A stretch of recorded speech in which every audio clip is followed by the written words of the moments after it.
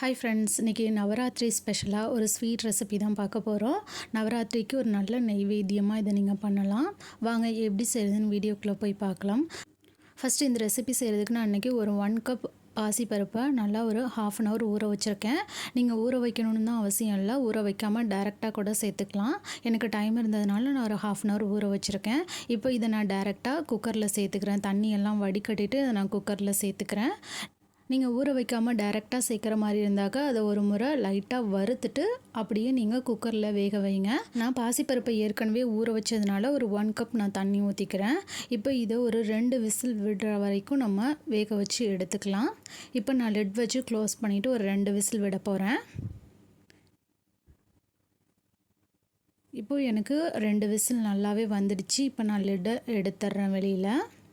இப்போ எனக்கு பாசிப்பருப்பு நல்லாவே வெந்து வந்துருச்சு. இப்போ இது ஒரு முறை நல்லா நம்ம மிக்ஸ் பண்ணி விட்டுக்கலாம். உங்களுக்கு நல்லாவே மிக்ஸ் ஆகி நல்ல ஒரு திக் கன்சிஸ்டன்சி வரும். இப்போது இதை ஒரு ஓரமாக வச்சிடலாம். இப்போது ஒரு பேன் எடுத்துக்கோங்க. அதில் ஒரு 2 டேபிள் ஸ்பூன் நெய் ஊற்றிருக்கேன். அதில் ஒரு 4-5 முந்திரியை ஃபஸ்ட்டு நம்ம வறுத்து எடுத்துக்கலாம். நல்லா பொன்னிறமாக வரணும், அந்தளவுக்கு நல்லா வறுத்து எடுத்துக்கோங்க.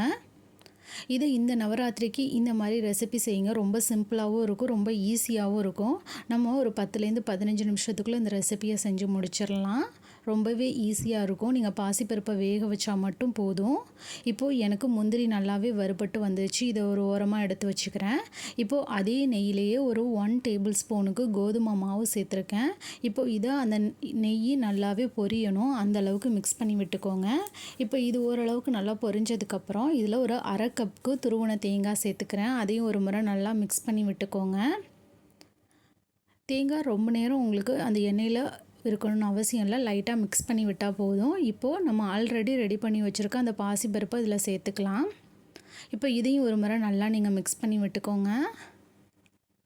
இப்போ பாசிப்பருப்பு மிக்ஸ் பண்ணால் மட்டும் போதும். இதுக்கப்புறம் நம்ம இதுக்கு தேவையான அளவு சர்க்கரை சேர்த்துக்கலாம். நான் இன்றைக்கி ஒரு 1 கப் பாசிப்பருப்பு எடுத்திருக்கேன். அதுக்கு நான் 2 கப் நாட்டு சர்க்கரை சேர்த்துக்கிறேன். உங்கள்கிட்ட நாட்டு சர்க்கரை இல்லைன்னா வெல்லம் கூட சேர்த்துக்கோங்க. வெல்லம் சேர்க்குற மாதிரி இருந்ததுனாக்கா நீங்கள் பாகு மாதிரி சேர்த்துக்கோங்க வடிகட்டிட்டு. அப்போ அதில் உள்ள தூசியெல்லாம் எல்லாமே வடிகட்டி வந்துடும். அதனால் நீங்கள் வடிகட்டிட்டு சேர்த்துக்கோங்க. நான் நாட்டு சர்க்கரை யூஸ் பண்ணியிருக்கேன், அதனால் நான் டைரெக்டாக யூஸ் பண்ணிக்கிறேன். இப்போது அந்த சர்க்கரை கரைஞ்சி எல்லாமே நல்லா மெல்ட் ஆகி வரும். இப்போது இது நல்லா மெல்ட் ஆகி வந்ததுக்கப்புறம் இதில் நான் ஒரு 1 டேபிள் ஸ்பூனுக்கு நெய் சேர்த்துக்கிறேன். ஆல்ரெடி நான் ஒரு 2 டேபிள் ஸ்பூன் சேர்த்துருக்கேன். இப்போது ஒரு 1 டேபிள் ஸ்பூன் எக்ஸ்ட்ரா சேர்த்துக்கிறேன். இப்போது உங்களுக்கு அந்த சர்க்கரை பாசிப்பருப்பு எல்லாமே சேர்ந்து உங்களுக்கு ஒரு திக் கன்சிஸ்டன்சி வரும். இப்போது அந்த சர்க்கரைக்கு நம்ம பேலன்ஸ் கொடுக்கறதுக்காக ஒரு பிஞ்சு சால்ட்டு போட்டுக்கிறேன். சால்ட்டு போட்டிங்கன்னா உங்களுக்கு அந்த சர்க்கரை நல்லா எடுத்து கொடுக்கும், நல்லா டேஸ்ட்டு நல்லாயிருக்கும். இப்போது எல்லாத்தையும் நல்லா மிக்ஸ் பண்ணி விட்டுக்கோங்க. இப்போது இந்த ஸ்டேஜில் நான் ஆல்ரெடி தட்டி வச்சுருந்த ஏலக்காய் பவுடர் சேர்த்துக்கிறேன். இப்போ எனக்கு நல்லாவே திக்காகி வந்துடுச்சு. இந்த ஸ்டேஜில் நான் சேர்த்துக்கிறேன். இப்போ நம்ம வறுத்து வச்சுருக்க முந்திரியையும் சேர்த்துக்கலாம். அதையும் சேர்த்து நல்லா மிக்ஸ் பண்ணி விட்டுக்கோங்க. உங்களுக்கு ஓரங்களிலெல்லாம் பார்த்தீங்கன்னா தெரியும், எண்ணெய் நல்லா பிரிஞ்சு வெளியில் வரும். இந்த ஸ்டேஜில் நீங்கள் ஸ்டவ் ஆஃப் பண்ணிடலாம். ஒரு சூப்பரான பிரசாதம் ரெடி ஆகிடுச்சு. இப்போது நான் இதை இறக்கி வச்சுட்டு நான் ஒரு 15 நிமிஷம் வச்சுருந்தேன் வெளியில். உங்களுக்கு பார்த்தீங்கன்னா அந்த அல்வா கன்சிஸ்டன்சியில் இருக்கும். இந்த புரட்டாசி மாதம் இந்த நவராத்திரிக்கு நீங்கள் இந்த மாதிரி ரெசிபி ட்ரை பண்ணி பாருங்கள். ரொம்பவே நல்லாயிருக்கும். நம்ம இது சிம்பிளாகவும் இருக்கும்.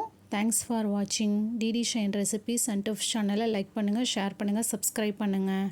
நாளைக்கு திரும்பவும் இதே மாதிரியான ஒரு புதிய பிரசாதம் ரெசிபியோடு மீட் பண்ணுறேன். பாய்.